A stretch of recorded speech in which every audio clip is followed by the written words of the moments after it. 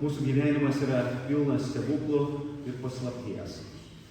Nuostabios akimirkos, kurios mums atsiveria kartais lyg per miglą, o kartais atsiskleidžia kaip pirmi ryto saulės spinduliai.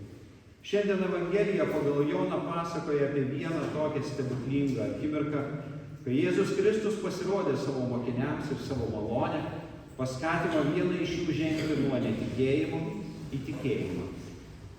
Vienas iš labiausiai abejojančių mokinių Jėzaus prisikėlimu buvo Tomas, vadinamas Dvyniu. Kai kiti mokiniai pasakojo jam, kad matė viešpatį, Tomas priešingai nei jie nepatikėjo. O kaip kitaip, juk jis vienintelis iš 12 nebuvo tada, kai Jėzus pasirodė jiems. Apmaudu? O mums nebūtų apmaudu? Gal net pavydu? Kaip čia taip? Jie visi buvo ir matė, o jis ne. Gal jie meluoja? Gal nori kvailai pajuokauti, pasijuokti iš jo? Kas jiems gali šauti galvą, kai susirenka 11 vyrų, užsirakina kambaryje, sėdi, meldžiasi, kažko laukia, bijo. Todėl Tomui išsakyti žodžiai skamba apmaudžiai. Jeigu aš nepamatysiu jo rankose vinių žaizdų ir neįvesiu piršto į vinių žaizdą, ir jeigu neįkišiu rankos į šoną, netikėsiu. Ši scena mums atskleidžia kelis svarbius dalykus. Pirmiausia, tai rodo, kaip stipriai gali veikti žmogaus širdį netikėjimas. Tomas, nors ir matė daugybę stebuklų, kuriuos Jėzus padarė, vis tiek abejojo jo prisikėlimu. Antra, Tomo pavyzdys mums parodo, kad Jėzus nesiliauja ieškojęs savo prarastų avių netgi tada, kai jos pačios tuo netiki. Jo meilė ir rūpestis nemažėja dėl Tomo netikėjimo.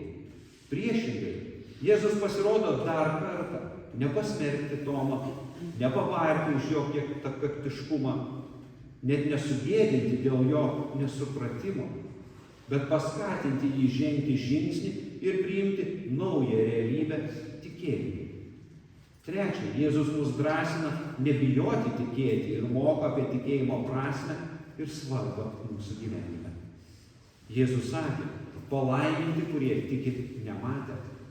Tai reiškia, kad tikėjimas nereikalauja nuodugnių įrodymų ar akivaizdaus regėjimo.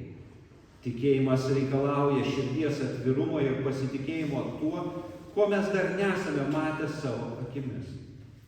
Tikėjimas yra ne tik aktyvus veiksmas, bet ir nuolatinis pasirinkimas priimti Dievo tiesas ir jo dovanas, nors jos ir ne visados suprantamos mūsų žmogiškai prigimčiai.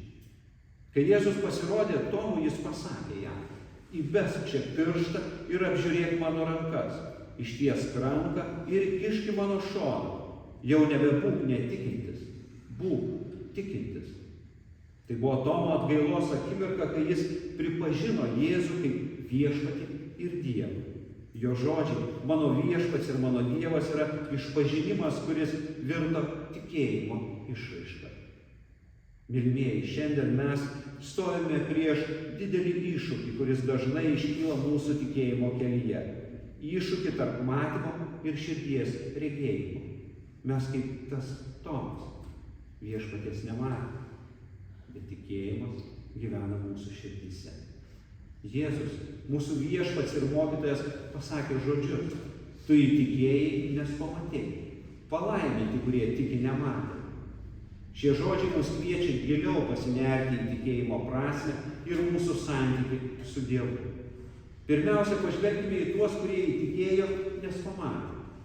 Daugelis mūsų patiriame tikėjimo augimą per fizinę patirtį, per stebuklus, gydymus, ar net per asmeninius susitikimus su Dievu, skaitant šventąjį raštą. Tai gali būti panašu į Tomo patirtį, kai Jėzus pasirodė jam su žaizdomis ant rankų ir šone. Kai jis pamatė, jis įtikėjo. Ši patirtis mums primena, kad kartais fizinis matymas gali būti pradinis tikėjimo žingsnis. Tačiau Jėzaus žodžiai taip pat mums primena apie dar gilesnį tikėjimo lygį. Tikėjimą nematant. Palaiminti tie, kurie tiki nematant. Šis teiginys iškėlė iššūkį kiekvienam iš mūsų. Ar mes galime įtikėti, net jei nematome? Ar mes galime pasitikėti Dievu, net jei mūsų akis negali matyti jo veikimo? Dievas kviečia mus giliau pažvelgti į savo širdį. Širdies regėjimas reiškia tikėti Dievo žodžiais ir jo pažadais, nepaisant to, kas vyksta aplink mus. Tai reiškia turėti tikėjimą, kad Dievas yra su mumis net tamsiausiomis gyvenimo akimirkomis. Tai reiškia turėti tikėjimą, kad jo meilė ir galia yra nepriklausomos nuo mūsų išorinių aplinkybių. Koks turtingas ir galingas yra tas, kuris gali patirti abu tikėjimo lygius, tiek matymo, tiek širdies regėjimo. Tai yra tikras tikėjimo brandumas. Dievui viskas yra įmanoma. Tai yra tikrasis pasitikėjimas mūsų Dievu, kuris skatina mus žengti per gyvenimo sunkumus su tvirtumu ir viltimi. Šiandien mes stovime prieš iššūkį tarp matymo akimis ir širdies regėjimo. Mes kviečiame įtikėti ne tik tada, kai matome, bet ir tada, kai nematome.